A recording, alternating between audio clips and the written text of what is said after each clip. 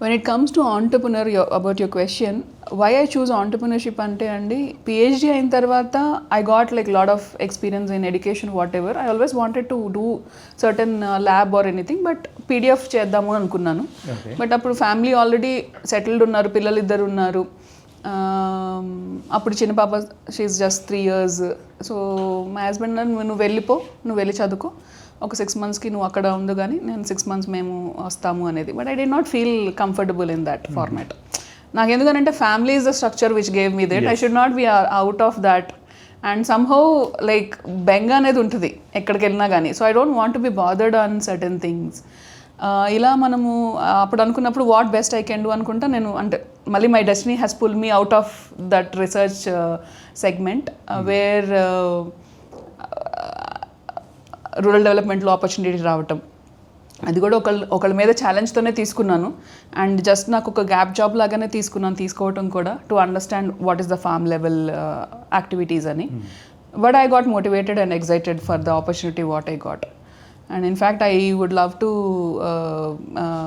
name some persons also here. ఎందుకంటే వాళ్ళు ఇచ్చిన ఫ్రీడమ్ వల్ల, లైక్ మురళి గారు అని మా ఐఏఎస్ ఆఫీసర్ ఉంటారు, అలాగే మా cousins who have motivated me to be in this segment. ఇప్పుడు మీకు చాలా వరకు చేయాలని ఉంటుంది, కానీ if you don't feel that support system is not coming, then it is not, you cannot progress further. ఇలా మనం చేద్దాం అనుకున్నప్పుడు అంటే కొంచెం భయపడతాం. ఫస్ట్ టైం ఏదైనా చేసినప్పుడు భయపడతాం. ఏంటి సార్ ఇలా చెప్తున్నారు, I'm very new to this subject అంటే, కాల్చుకుంటే నువ్వు చిన్నగా కాల్చుకుంటావు, ఏముంది. When you're heading a project or when you want to do a project, నువ్వు ఇంప్లిమెంట్ చేయకపోతే నీకు ఫస్ట్ హ్యాండ్ ఎక్స్పీరియన్స్ ఎలా వస్తాయి అని. This is what we learn from our research.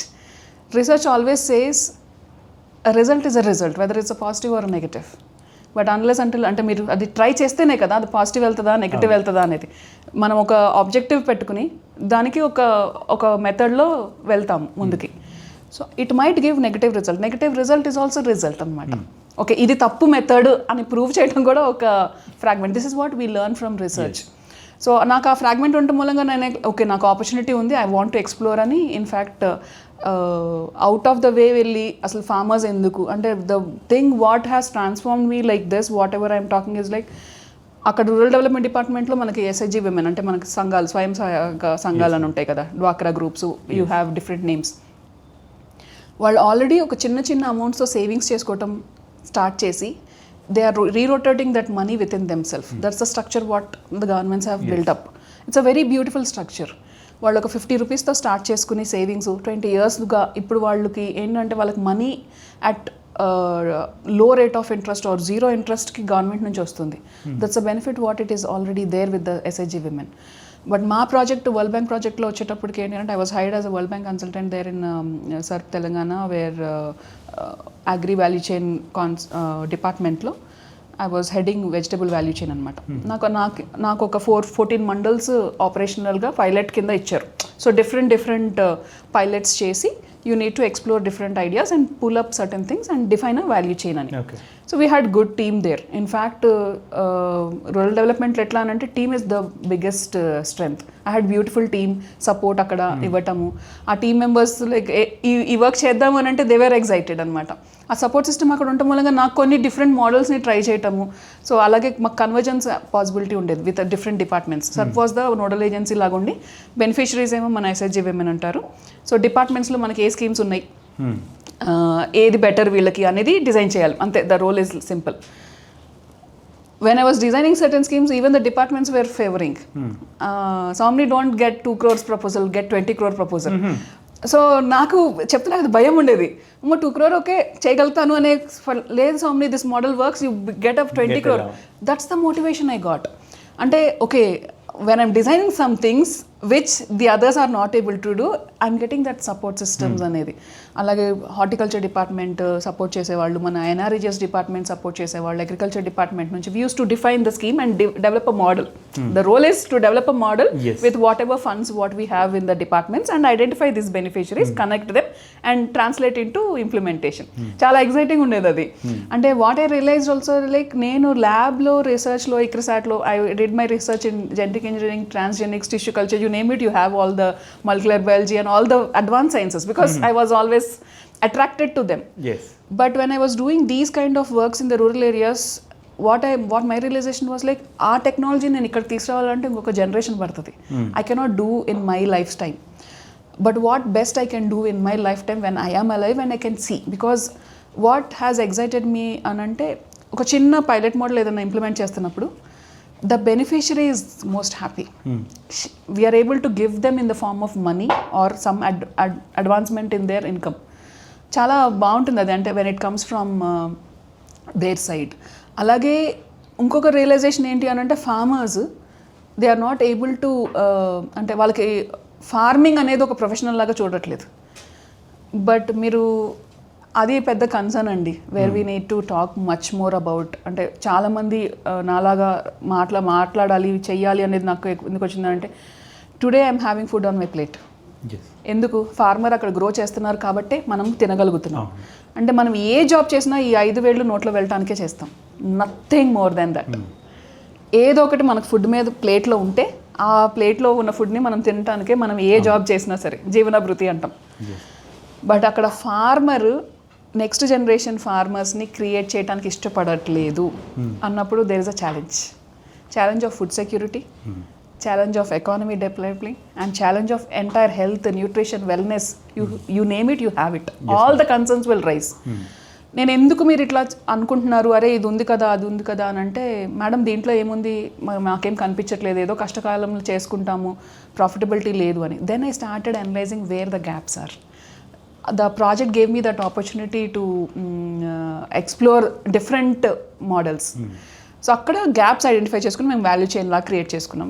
We had a beautiful team who could do, అంటే మనం చేసిన దాన్ని బట్టి మనం ఇది చెప్తున్నప్పుడు we had lot of peers who were working around that.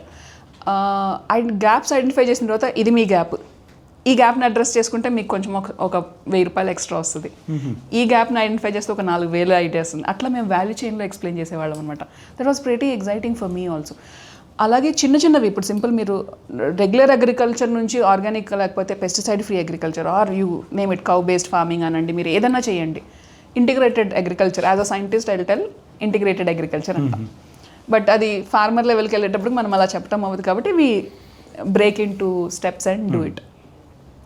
చేసినప్పుడు ఏమవుతుంది, వాళ్ళకి ఫస్ట్ ఇన్పుట్ కాస్ట్ తగ్గుతుంది, పెస్టిసైడ్స్ ఫర్టిలైజర్స్ మీద పెట్టే కాస్ట్ తగ్గుతుంది.